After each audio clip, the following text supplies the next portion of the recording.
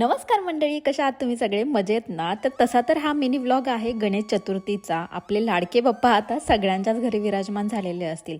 तर आमच्या घरी देखील बाप्पांचं आगमन झालेलं आहे. घरभर एक वेगळीच भक्तिमय अशी ऊर्जा, आनंदाचं वातावरण आहे. तसं त्या दिवशी बाप्पा येणार म्हणून माझा एक असा प्लॅन होता की त्यांच्या आवडीचा काहीतरी बेत करायचा. तर उकडीचे मोदक, आणि ते पण मी पहिल्यांदाच बनवणार होते. थोडी भीती होती, पण उत्साह तेवढाच जास्त होता. आणि त्याच्यामध्ये तांदळाचं पीठ, गूळ आणि ओलं खोबरं आणि भरपूर प्रेम हे सगळं एकत्र करून उकडीचे मोदक बनवले. परफेक्ट झाले नाही, पण बाप्पाला पण माहीत आहे पहिल्यांदा बनवले पोरीने. तर गणपती बाप्पाने ते आनंदाने स्वीकारसुद्धा केले. तर याचं मला खूप समाधानही वाटतंय. तर खरंच बाप्पा ज्यावेळेस पण येतात आपल्या घरी, त्यावेळेस त्यांच्यासोबतच समाधान आणि भरपूर असा आनंद घेऊन येतात आणि घरातलं वातावरणच बदलून जातं. तर आजचा हा मिनी व्लॉग तुमच्याबरोबर मी शेअर केला. आय होप तुम्हाला आवडला असेल. आवडलास तर प्लीज लाईक करा. बाय.